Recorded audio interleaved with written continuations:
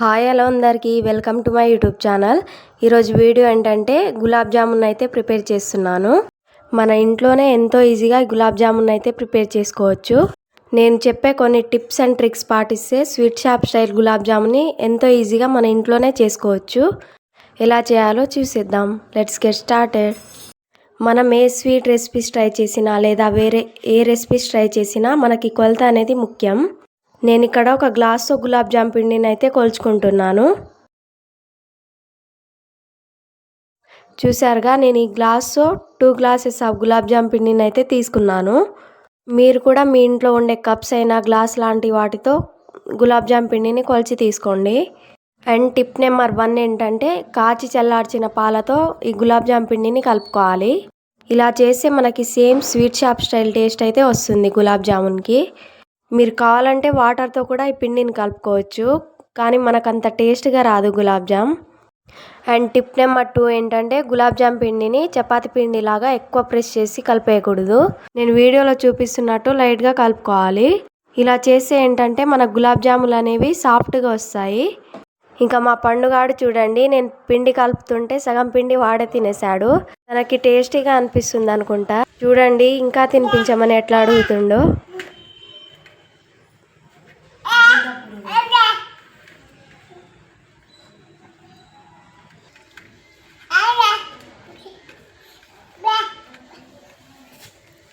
చూసారుగా, పిండిని ఇలా మంచిగా సాఫ్ట్గా కలుపుకున్నాక పిండిని ఇలా విరిచి చూస్తే మనకి ఈ విధంగా అయితే రావాలి. ఇలా వస్తే మనకు గులాబ్ జామ్ అనేది పర్ఫెక్ట్గా వస్తుంది. ఇంకా పిండి పైన 1 టేబుల్ స్పూన్ ఆయిల్ అయితే అప్లై చేయాలి. నా పని నేను చేస్తుంటే ఇంకా మా పండుగాడు చూడండి ఆ పిండిని అస్సలు వదలడం లేదు. నేను ఇవ్వడం లేదని వాడే తీసుకొని తినేస్తుండు. ఇలా పిండి పైన ఆయిల్ అప్లై చేశాక మంచిగా కలుపుకోవాలి. ఇలా కలుపుకున్నాక దేంతోనైనా కవర్ చేసి ఒక 10 మినిట్స్ అయితే పక్కన పెట్టుకోవాలి.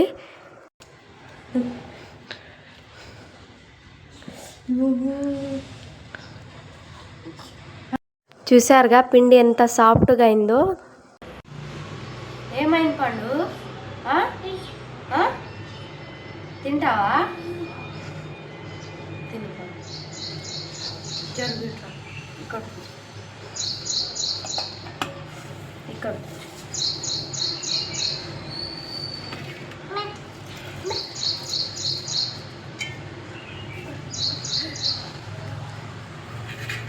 తింటావా నువ్వు?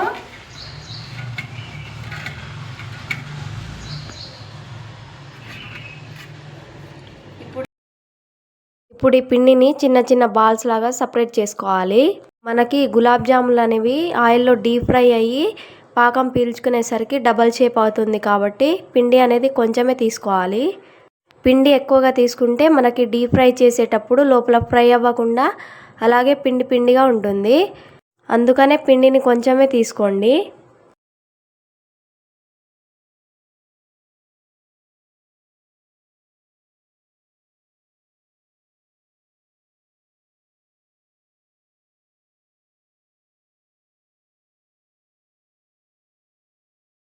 అండ్ టిప్ నెంబర్ 3 వచ్చేసి మనం గులాబ్ జామున్ని చేసేటప్పుడు ఇలా 2 హ్యాండ్స్ మిడిల్లో ఆ పిండిని పెట్టుకొని ఇలా ప్రెస్ చేస్తూ గులాబ్ జామున్ని చేసుకోవాలి. ఇలా చేయడం వల్ల మనం గులాబ్ జాములు చేసేటప్పుడు విరిగిపోకుండా అండ్ క్రాక్స్ రాకుండా ఉంటుంది.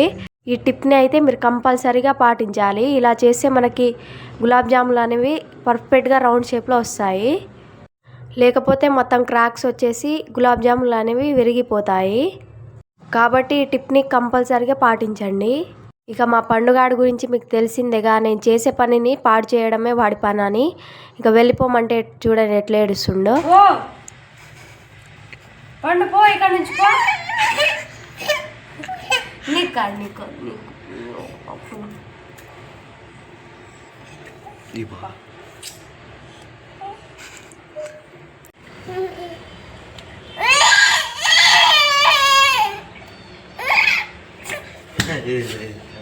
ఇలా చూసారుగా, గులాబ్ జాములు అన్నిటిని ఇలా చేసుకోవాలి.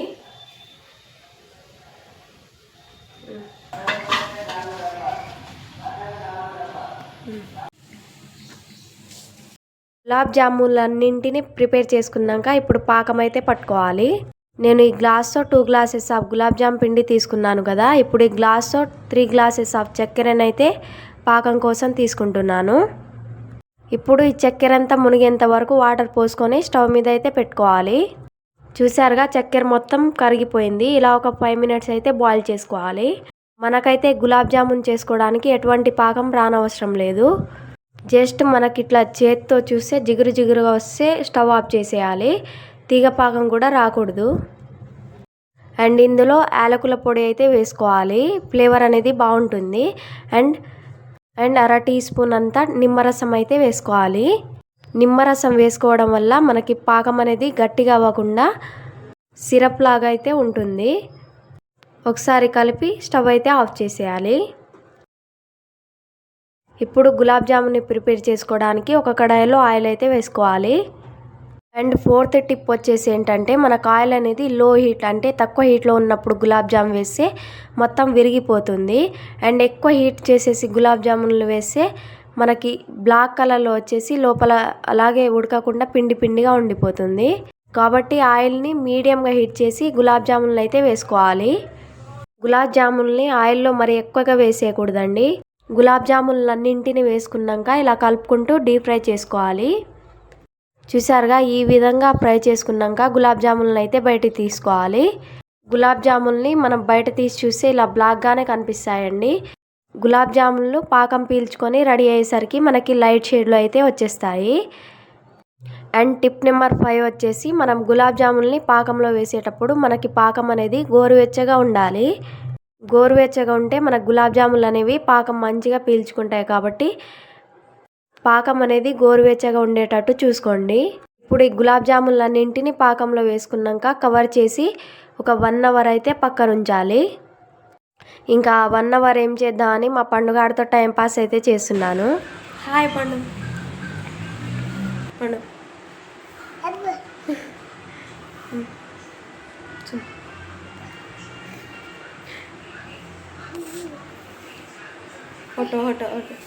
మళ్ళీ పండు మళ్ళీ. చూసారుగా మన గులాబ్ జాములు అనేవి ఎంత పర్ఫెక్ట్గా రెడీ అయిపోయాయో. చూస్తుంటేనే నోరుతుంది కదా.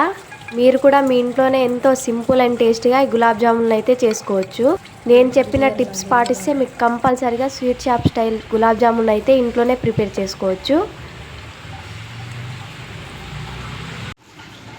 గులాబ్ జామ్ అయితే రెడీ అయిపోయింది. టేస్ట్ చూద్దాం.